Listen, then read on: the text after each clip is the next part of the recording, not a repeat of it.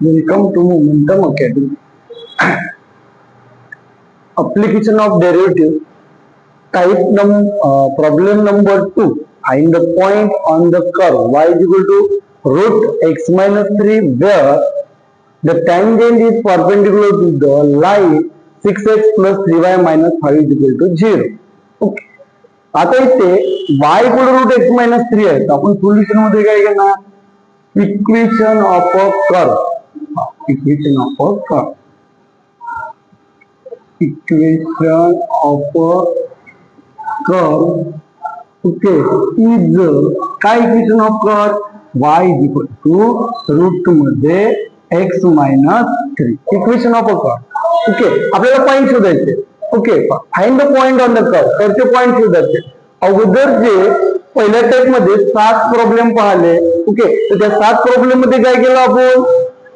का काही प्रॉब्लेम मध्ये आपल्याला पॉइंट दिलेले होते, काही याच्यामध्ये पॉइंट दिलेले नव्हते.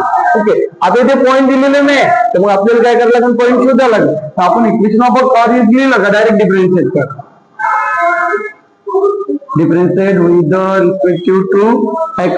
So d upon dx y is equal to d upon dx root 2 मध्ये x minus 3. y चा derivative dy upon dx. So is equal to root x minus 3 चा 1 upon 2 root x minus 3. Okay. आता कशाचा derivative काढला आपण? रूटचा. But आपण जर x minus 3 चा डेरिव्हेटिव्ह काढतो म्हटलं x चा 1 होते आणि minus 3 चा 0. पण काढायची गरज नाही. कसं? 1 minus 0. Okay. 1 minus 0 plus minus 0 लेवलने आपण 1 घेतो. मग 1 घेतल्यानंतर 1 into 1 upon 2 root x minus 3 म्हणजे 1 upon 2 root x minus 3. मग हे नाही लिहिलं तरी चालतंय. फक्त लिहिलं तरी चालणार, नाही लिहिलं तरी चालणार. तर आपण काय फाइंड केली? ते आता डेरिव्हेटिव्ह फाइंड केला. ओके. आता डेरिव्हेटिव्ह फाइंड केला इथे काय? ओके बा सिन. ओके. किंवा मग असं घेऊ शकतो आपण slope of a line. Slope of a line. Okay. आता slope of line.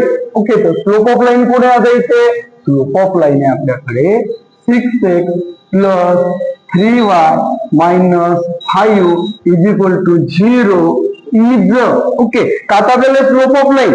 Okay. 6x plus 3 minus 5 is equal to 0. काय स्लोप ऑफ लाईन? काय तर स्लोप ऑफ लाईन आपल्याकडे ओके डायरेक्ट या ठिकाणी लिहू शकतो आपण. पण फाइंड कसं करायचं? सर्वात इम्पॉर्टंट गोष्ट मी डायरेक्ट लिहिणार तिथं. ओके. तर फाइंड करण्यासाठी काय करतो आपण? का y is equal to mx plus 3.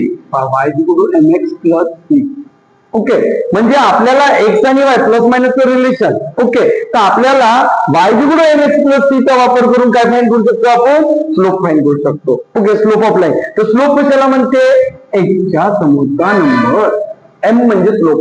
m म्हणजे स्लोप. तो फॉर्म्युला झाला आपला y is equal to mx plus 3. Okay. मग आता आपण काय करू इथे? का आपल्याकडे 6x plus 3y minus 5 is equal to 0. मग इज इक्वल टू 0 घेतल्यानंतर काय करायचं आपल्याला? 6x plus 3y minus 5 3y जो आहे तो आपण तिथे ठेवणार. तो is equal to plus 6y equal to replace minus 6y minus 5 equal to replace plus 5. Okay. काय फाइंड करतो आपण? स्लोप फाइंड करतो. Denoted m. Formula y is equal to mx plus 3.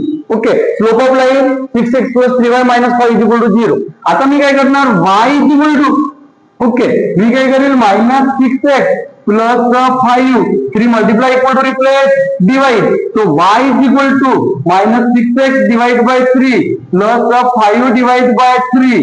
तो y इज इक्वल टू 3 चा 6 मध्ये 2 time भाग. Okay. आणि plus 5 bye 3 add. Okay. मी तुम्हाला काय म्हटलं? आपल्याला स्लोप ऑफ लाईन करायचा आहे. स्लोप ऑफ लाईन कोण झाला? Minus 2. Okay. y is equal to mx plus 3 is the formula of slope of line. Okay. Find slope of line. तर आपल्याला स्लोप ऑफ लाईन दिली आपल्या प्रॉब्लेम मध्ये 6x plus 3y minus 5 is equal to 0. Formula मध्ये काय दिलं? Okay. की y अगोदर पाहिजे प्लस 3y मी जायचे ते ठेवला. हा plus 6x equal to replace minus 6x minus 5 equal to replace plus 5. आता 3 multiply equal to replace divide. Okay. आता मी वर मायनस 6x प्लस 5 म्हणजे प्लस मायनस रिलेशन आहे. मी दोन्ही याला 3 वर. ओके.